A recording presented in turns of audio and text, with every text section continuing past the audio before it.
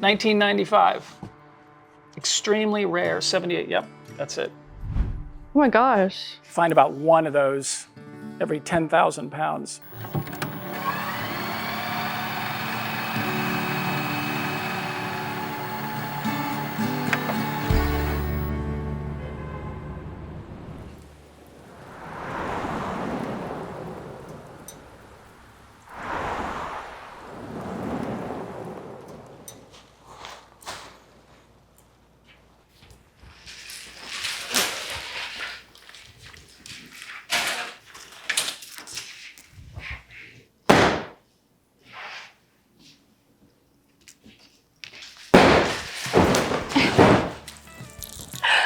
What a mess.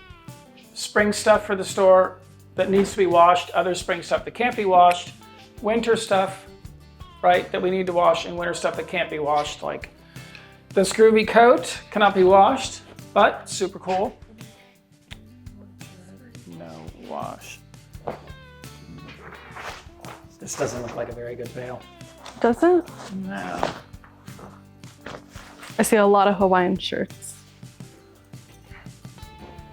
Columbia, I told him no Columbia.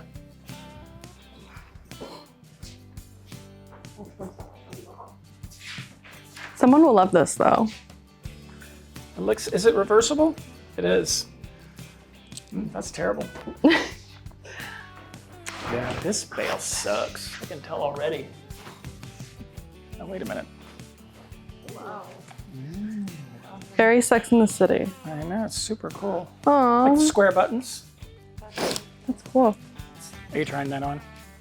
Do you want to put this vest on underneath it? Spice of life. Oh, very nice. Fits you perfectly. 100% rabbit fur. Your favorite. Why'd you guys throw that other one away? What other one? I threw in there, Zoe pulled it out. You didn't like it? What are you talking about? The real tree stuff. Like, jacket. Thing. Oh, with the hot pink? No. It's hideous. God. That's terrible. I don't even know. Where's the miscellaneous? You know what? That's trash is what that is. Here's a good one. What do you think? Oh my gosh. I know, Is it right? single stitch? 1980. Right? That's a good one. That's a really expensive shirt. Yeah. That's awesome. It has such a nice face. Nice material. Feel it. It's fine. Ooh, that's nice. Put that somewhere special. Keep that one safe. That'll pay for the whole bale. Find about one of those every 10,000 pounds. Oh. So the first thing I look at is the tag. I see if it's a paper tag, if it's a cloth tag, if it's a printed tag. If it's printed, it's not vintage, probably. If it's a cloth tag, it is. If it's paper, it definitely is. If it's not intact, it's probably vintage too. Then I look and see if it's a single stitch. In the early 90s, mid 90s, they started using a double needle sewing machine on the sleeves and on the bottom. So if it's before that, they used a single needle, so it's a single stitch. You can tell it's older by that. Also, you generally look at the fabric. Is it really heavy and thick? Is it really worn, thin from being old? Also, is it a big boxy cut? That'll kind of give it away. It's more 90s. Is it like a thinner cut? A large in the 70s and 80s is probably, a medium in the 90s and 2000s. So that has a lot to do with it. But also, if you're looking at something that's just valuable, is it a Pearl Jam t-shirt from a concert in 1992? It's probably worth a lot of money. You guys selling stuff like this? No, Yes. maybe for like a costume. Oh.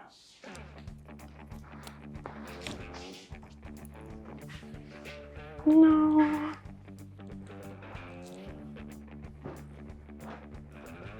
Oh. Oh my gosh. Oh, Electric shit. Light Orchestra? That's a good one. Let me see the back. 1978. 78, and it has this really cool collar and sleeves. Who's on the back?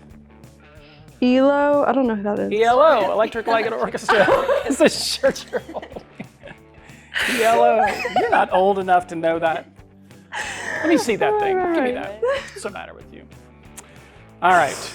It looks like it was the World Series of Rock. Game 2, ELO, Electric Light Orchestra.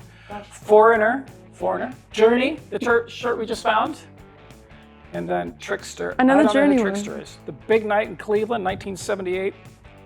That shirt is worth a lot of money. I'm sure. All right, where are we gonna put this? Wait, Put that that's somewhere so we don't lose adorable. it.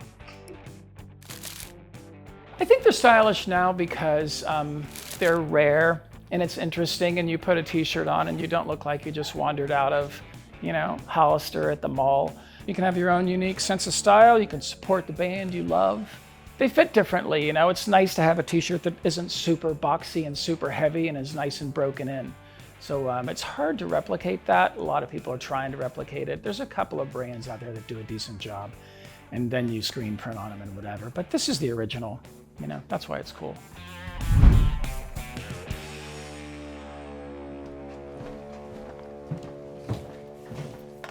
So it looks like this Journey one is 1980. Got the little 1980 thing on the bottom. There's a paper tag that's been torn out. It's a single stitch. It's also a really good size.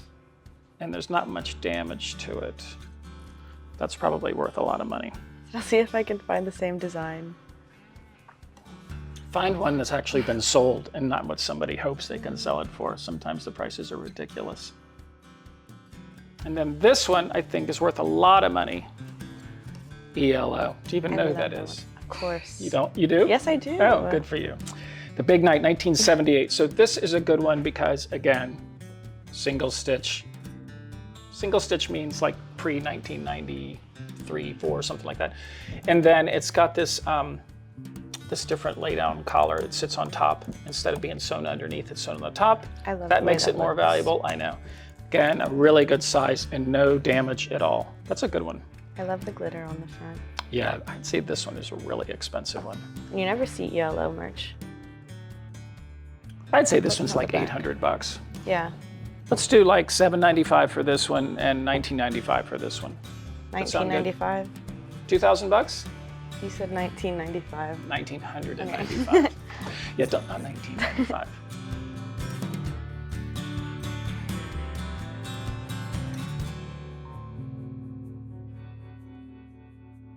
This is our 5-star t-shirt wall. It's really anything over 75 bucks or something like that, but most of the stuff ranges from $250 to $2,000 or $3,000. I think there's stuff over there that's maybe $5,000. So these 2 t-shirts that we found today would go in there. If we get them mostly from bales, we probably buy 250,000 t-shirts a year, and maybe we get 20 or 30 a year. It's really, really rare to get something this good, right? The Janet Jackson stuff is interesting. There was a guy who was a roadie for Janet Jackson in Whitney, Houston, and he came in my office just with a big tub of shirts one time and said that they were like parking lot tees that he had was supposed to go and confiscate in the parking lot. He was supposed to burn them, but he kept them. And 20 years later, he brings them into my office. They're the most valuable t-shirts we have. Some of them are in the $5,000 range, but he sold me like 40 in tour jackets and like all that stuff. Picked it up for a couple $100, but he was happy. He got 200. I'm happy. I got $100,000 worth of product. So it happens that way sometimes, but not very often. I've never seen a collection of expensive, rare vintage tees like that anywhere at any vintage store I've ever been to. It's a good one. If we buy 250,000 t-shirts, we probably sell 10,000, 20,000 in a year. So we pull the very best ones out of that. So we rotate the ones from the top every 2 weeks and rotate ones up and down and whatever so that everything gets mixed in. We pull stuff off the floor that's been here for longer than a few months generally and try and bring new stuff in. But there's 3,000 t-shirts in this room. There's 3,000 because we experimented with how to maximize sales and the maximum amount of t-shirts and not taking up too much room on the retail store, which is it's expensive. The 3,000 t-shirt mark, that's where we optimize sales. Anything over that, there's kind of diminishing returns. So we kind of keep it around 3,000.